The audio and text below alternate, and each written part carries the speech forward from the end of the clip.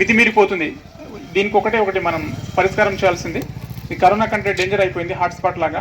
కాబట్టి మనం గమనించాల్సింది మనం అప్రమత్తంగా ఉండడం, మనలో మనం మార్పు తీసుకోవడం, ఒక ఖాతాదారుడిగా ఒక క్రమశిక్షణ, ఒక సక్రమైన పద్ధతిలో ఉంటూ మన యొక్క అకౌంట్ లావాదేవీలను మనమే జాగ్రత్తగా చూసుకోవాలి.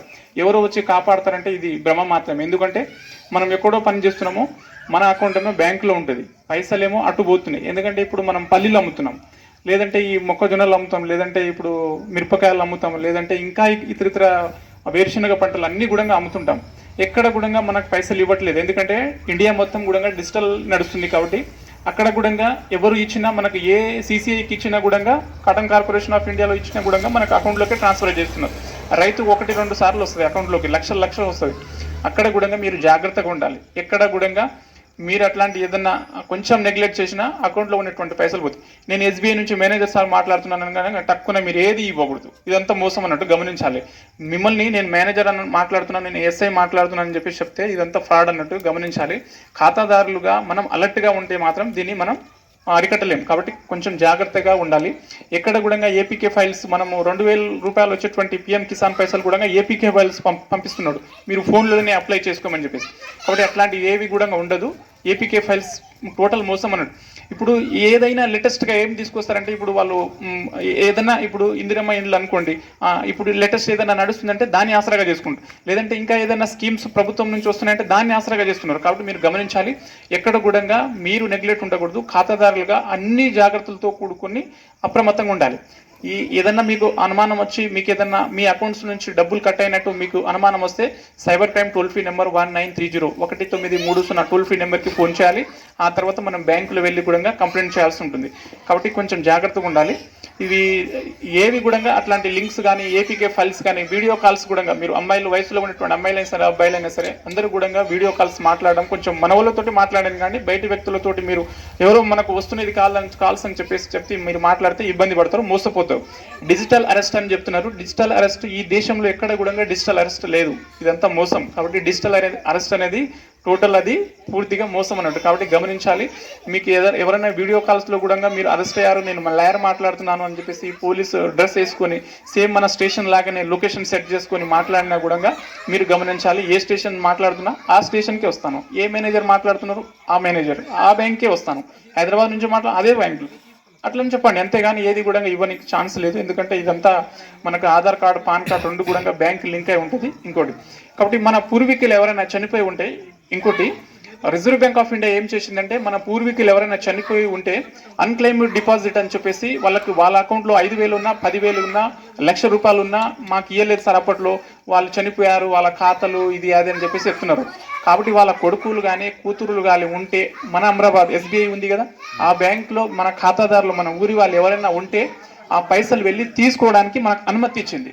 5,000 ఉండని, ₹1 ఉండండి, 400 ఉండండి, 500 ఉండండి, నామిని నేనే అని చెప్పేసి మీ అన్నదమ్ములు అనుకోండి, మీరు డాక్యుమెంట్ తీసుకుపోయి మేమే సార్ అని చెప్పేసి చెప్తే అక్కడ మీ అకౌంట్లోకి పైసలు ఇచ్చేస్తారు. నిజంగా మీరు ప్రూఫ్స్ తీసుకుపోవాలి, మీ ఓటర్ ఐడి కానీ మీ పాన్ కార్డ్స్ కానీ అట్లాంటివి తీసుకెళ్ళి అక్కడ సబ్మిట్ చేస్తే మీ అకౌంట్లో మీ నాన్న ఎవరైనా మన నాన్న కానీ మన అమ్మ కానీ చనిపోయి ఉండి వాళ్ళ అకౌంట్లో పైసలు ఉంటాయి. కాబట్టి ఇప్పుడు ఒక అవకాశం అని ఇచ్చింది. కాబట్టి ఆ పైసలు కూడా మనకు తీసుకోవడానికి రిజర్వ్ బ్యాంక్ ఆఫ్ ఇండియా అవకాశాన్ని కల్పించింది. ఇంకోటి ఏంటంటే, ఇప్పుడు మనం పొలాలకు వెళ్తుంటాం, ఏదన్నా పాము కాటుకో, పిడుగు పాటుకో, లేకపోతే ఏదన్నా బస్సు, రోడ్డు అన్ని ప్రమాదాలు నడుస్తున్నాయి కదా, ఆ ప్రమాదాల్లో ఎవరన్నా హఠాత్తుగా ఏదన్నా యాక్సిడెంట్ జరిగినా, ఏదన్నా ప్రమాదం జరిగినా మనకి క్రాప్ లోన్ వెళ్ళేటప్పుడు కూడా మనము ₹20, ₹436 పిఎంఎస్బీవై కానీ జేజేవైలు కానీ అక్కడ కడుతున్నాం. ఏదైనా ఇన్సిడెంట్ జరిగినప్పుడు ఒక వారం 10 రోజుల తర్వాత, లేకపోతే ఒక 15 రోజుల తర్వాత మనం బ్యాంక్కి వెళ్ళాలి. మీ బ్యాంక్ అకౌంట్ అమరాబాద్లో ఉన్నా, అచ్చంపేటలో ఉన్నా, హైదరాబాద్లో ఉన్నా, నేను నా పైన ఇన్సూరెన్స్ ఉన్నాయా సార్ ఒకసారి చెక్ చేయమని చెప్పండి. వ్యక్తి చనిపోతే వాళ్ళ నామిని ఉంటారు కదా, భార్యనో భర్తనో కొడుకు ఉంటారు కదా, ఉన్నాయమ్మా అని చెప్తే తక్కువ మనము ఏదన్నా మరణ వాగ్మూలం ఉంటుంది కదా, పోస్ట్ మార్టం చేపిస్తే అది ఆడ మనకు డాక్యుమెంట్ ఇస్తారు. ఈడ ఊర్లో చనిపోయినా మనకు పంచాయత్ సెక్రటరీ సర్పంచ్ గారు రాసిస్తారు, స్టాంప్ వేసి ఇస్తారు. అది తీసుకెళ్ళి అక్కడ మనం బ్యాంకులో మేనేజర్ దగ్గర సబ్మిట్ చేసేస్తే ఒక నెల లేదా 2 నెలల్లో మనకి చెక్ రూపంలో ₹2,00,000 వస్తుంది. మనం అక్కడ వెళ్ళి ఎంక్వైరీ చేసి అడగకపోతే ఆ పైసలు మనకి రావు. ఎందుకంటే అడగకపోతే రావు, ఇంక అంతే. నెల 2 నెలల రోజు మనకు టైం ఉంటుంది. కాబట్టి కొంచెం గమనించాలి, ఈ పైసలను కూడా మీరు తీసుకోవాలి. అందరూ కూడా గమనించి ఖాతాదారులందరూ కూడా జాగ్రత్త ఉంటూ అలర్ట్గా ఉంటూ మీ యొక్క లావాదేవీలను మీరే జాగ్రత్తగా చూసుకోవాలి. పొదుపు కూడా చేసుకోవాలి. అనవసరమైనటువంటి ఖర్చులు కూడా మీరు తగ్గిస్తూ పక్కల ఏదో కార్ తీసుకొచ్చారని చెప్పేసి మనం కార్ తీసుకురావడం ఇబ్బంది అవుతుంది. పక్కల బుల్లెట్ బండి తీసుకొచ్చారని చెప్పేసి మనం కూడా బుల్లెట్ బండి తీసుకొచ్చారు. చిన్న టీవీ పక్కలో ఉంటే మనం వాళ్ళ ఇవన్నీ కూడా ఈఎంఐలు ఎఫెక్ట్ పడి అంత ఖర్చులకు ఎక్కువై తర్వాత అప్పు మన మీద పడుతుంది. పడిన తర్వాత మనం కట్టాలి. ఇక్కడ ఆర్థికంగా కొంచెం ఇబ్బంది అవుతుంది. కాబట్టి అలా కూడా మనము చిన్నపిల్లలకు మనకి ఏమని చెప్తారంటే పిల్లలు, అరే నువ్వు క్రమశిక్షణగా ఉండాలరా, నీకు ఎట్లా ఉండాలో తెలియదని చెప్పి చెప్తున్నారు. స్కూల్లో టీచర్ అట్లే చెప్తారు కదా. ఇప్పుడు కూడా ఆర్థిక క్రమశిక్షణ ఉండాలి. నాకు ఉండాలి, మీకు ఉండాలి, టీచర్కి ఉండాలి, లాయర్కి ఉండాలి, ఎస్ఐకి ఉండాలి, పోలీసులకు ఉండాలి, డాక్టర్లకు ఉండాలి. ఇట్టే వస్తున్నాయని చెప్పేసి ₹1,00,000 జీతం ఇట్టే వస్తున్నాయి, నేను ఇట్టే ఖర్చు పెడతానంటే దివాలా తీయక తప్పదు. కాబట్టి ఇట్లా కూడా ఎందుకంటే రోజు గ్రామం బాగుపడితే రేపు టౌన్ బాగుపడితే టౌన్ నుంచి ఇట్లా దేశానికి జీడిపి రేట్లలో ఇట్లా ద్రవ్యోల్బణంలో మన దేశం ఆర్థిక రంగంలో ముందుకు తీసుకెళ్తుంది. అందరూ బలంగా ఉన్నప్పుడు ఇంకేమైనా చేయొచ్చు.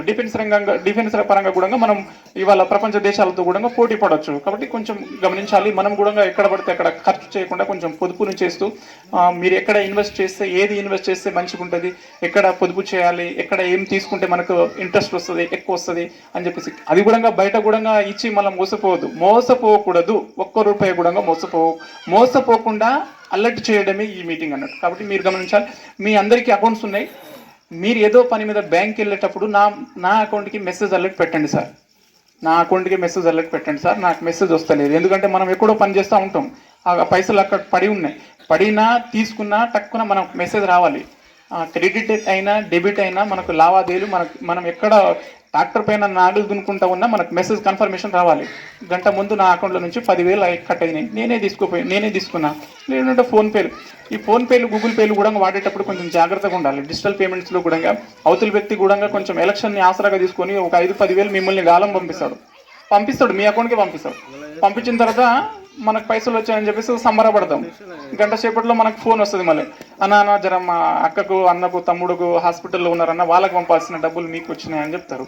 తర్వాత నువ్వు మంచిగా అని చెప్పేసి నీ మంచి మనసు కాబట్టి రిటర్న్ కొట్టేస్తావు. రిటర్న్ కొడితే యూటీఆర్ నెంబర్ ఆటోమేటిక్గా నీ మొబైల్ నుంచి వాడికి వెళ్ళిపోతుంది. కాబట్టి మీరు అట్లాంటివి ఏవి కూడా పంపకూడదు. ఊరికిరా, ఇక్కడ సర్పంచ్ దగ్గర పంచాయత్ సెక్రటరీ ముందర మా పెద్దవాళ్ళు ఉన్నారు కాబట్టి వాళ్ళ ముందర ఇచ్చేస్తానని చెప్పండి. అంతేగాని మీరు ఏది కూడా అట్లాంటివి మళ్ళీ రిటర్న్ పంపకూడదు. అమౌంట్ వస్తే అక్కడే ఉండండి, రిటర్న్ పంపకూడదు. ఇంకోటి కొందరు ఏం చేస్తారంటే ఆకతాయిలు ఏం చేస్తారంటే ఈ సైబర్ ఫ్రాడ్ చేసేటువంటి వాళ్ళు మనం వాడని ఖాతాలు ఉన్నాయి కదా. ఇప్పుడు మీకు ఈ బ్రదర్కి ఒక 3 ఖాతాలు ఉన్నాయి. ఇప్పుడు నాకే దగ్గర అన్ని బ్యాంకులో ఒక 3-4 ఖాతాలు ఉన్నాయి. మీకు ఒక 2 ఖాతాలు ఉన్నాయి, 3 ఖాతాలు. మనకు కొంచెం వాడని ఖాతాలు ఏవైతే ఉన్నాయో ఈ వాడని ఖాతాలు ఏం చేస్తారంటే వీళ్ళు ఈ సైబర్ ఫ్రాడ్స్ వాళ్ళు తీసుకెళ్తున్నారు. మీకు ₹1,00,000 వస్తుంది, రేపు ₹1,00,000 వస్తే 90,000 నాకు ఇచ్చే, 10,000 నువ్వు తీసుకో అని చెప్తున్నారు. ఇట్లాంటి ఫ్రాడ్స్ ఇవన్నీ ఇవే అన్నట్టు. ఒకవేళ మీరు అట్లాంటివి అకౌంట్స్ ఇచ్చేస్తే తర్వాత మనం జైలుకి వెళ్ళక తప్పదు. అందరు కూడా అట్లే పోతున్నారు. తెలంగాణ రాష్ట్రంలో ఒక్క రోజులో మీరు చెప్పండి, గెస్ చేయండి ఎంతగా ఫ్రాడ్ నడుస్తుంది, ఎన్ని లక్షలు చెప్తారు మీరు చెప్పండి. దగ్గర ఒక 3 నుంచి 4 నెలల కిందట, ఒక 6 నెలల కిందలో 3 కోట్లు ఉండే, ఇప్పుడు మళ్ళీ 1 కోటి పెరిగింది. తెలంగాణ రాష్ట్రంలో ఒక్క రోజులో ₹4 కోట్ల ఫ్రాడ్ నడుస్తుంది. 4 కోట్లు, లక్షలు కాదు, వేలు కాదు, 4 కోట్లు నడుస్తుంది. కాబట్టి మనం అప్రమత్తంగా జాగ్రత్త ఉండాలి. ఇవన్నీ కూడా బ్యాంకులో విషయాలు తెలుసుకుంటూ అప్రమత్తంగా ఉంటూ మన యొక్క అకౌంట్ లావాదేవీలను జాగ్రత్తగా మనమే చూసుకుంటూ ఈ ఆర్థికపరమైన క్రమశిక్షణతో కలిగి ఉంటూ మీ యొక్క బ్యాంకు లావాదేవీలను మీరే జాగ్రత్తగా చూసుకుంటారని చెప్పేసి రిజర్వ్ బ్యాంక్ ఆఫ్ ఇండియా మరియు ఎస్ఎస్టీ ఆర్గనైజేషన్ నుంచి కళాకారుల తరపు నుంచి కూడా మిమ్మల్ని తెలియజేస్తున్నాం. Thank you. ఖాతాదారులందరికీ కూడా గ్రామ ప్రజలు సహకరించినందుకు ధన్యవాదాలు. Thank you.